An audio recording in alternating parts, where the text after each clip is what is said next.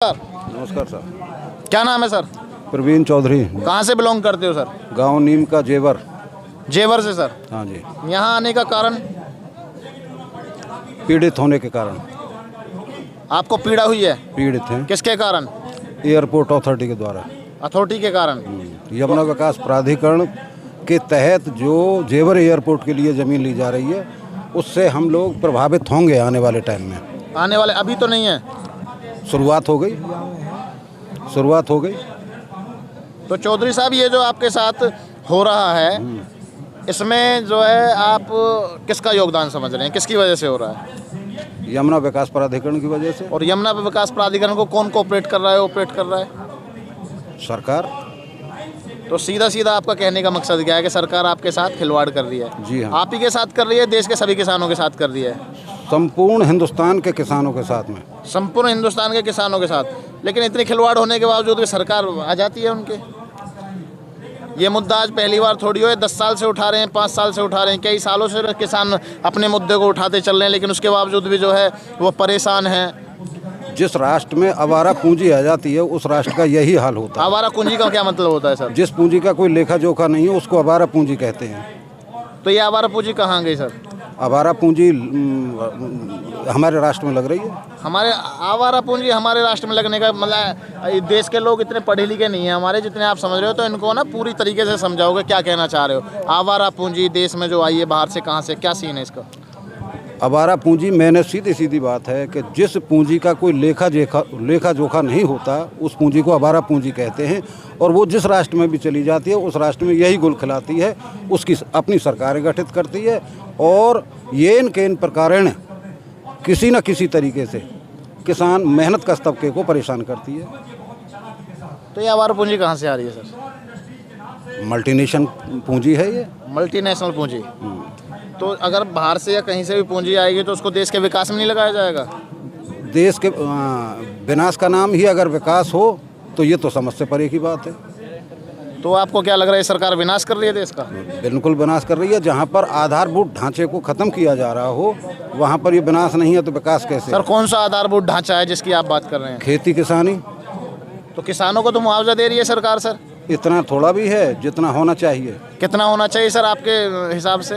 जो सरकार ने जो भूमि अधिग्रहण कानून 2013 बनाया है उसके तहत भाषा आदि सब बातों पर बढ़ जाते हैं, इससे सरकारें बन जाती हैं।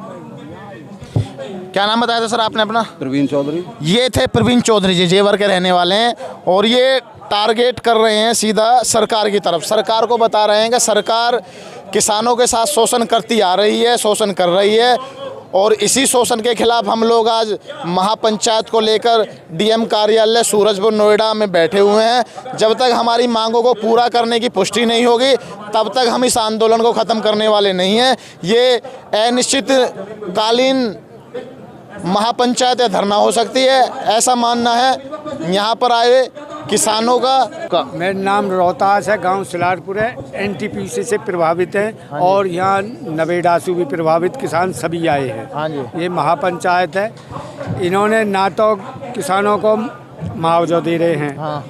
ना रोजगार दे रहे हैं, हाँ। और ना 10% का प्लॉट दे रहे हैं। हाँ। और जब हम कभी आमे हैं तो पुलिस और सामने ही करे हैं। हाँ। ये जमीन की तो जमीन ले ली। हाँ। और हमें डरा भी रहे हैं। हाँ। और वे कर दी है हमारी गैल बीमारी और दे दी है। चल हमारे यहाँ ख़त्म हो गो बीमारी को। कैंसर की बीमारी इन्होंने दे दी, सरकार ने दी है कैंसर की बीमारी कैंसर नहीं दी है। जब दूषित सब जगह हो गए तो इनसे ही हुए और दूषित। एनटीपीसी से प्रभावित 24 गाँव हैं जो प्रदूषण में धुआं में सांस भी नहीं ले सकते। पशु पक्षी सब परेशान है, साले मर रहे हैं। गांव में वो 4,000 रुपया बीघे जमीन ले ली, कुछ 2,80,000 रुपया बीघे ले ली।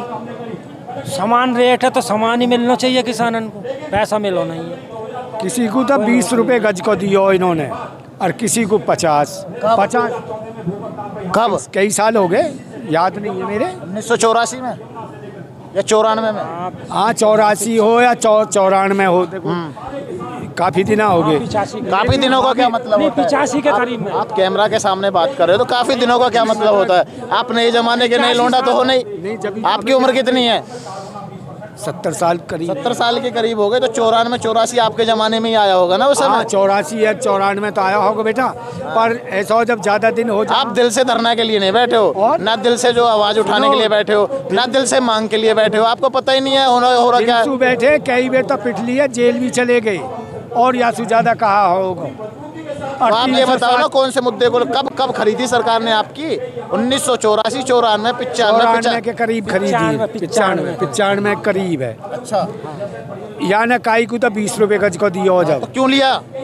सुनो, जिनको दिया उन्होंने क्यों लिया? केस लड़ रहे हैं, केस लड़ रहे हैं आज तक। अरे वो केस आज तक लड़के भी भी नहीं पैसा मिला। ना दिए रही है, आज तक केस मिला नहीं लड़के है, भी ना 40 साल दियो। हो गए।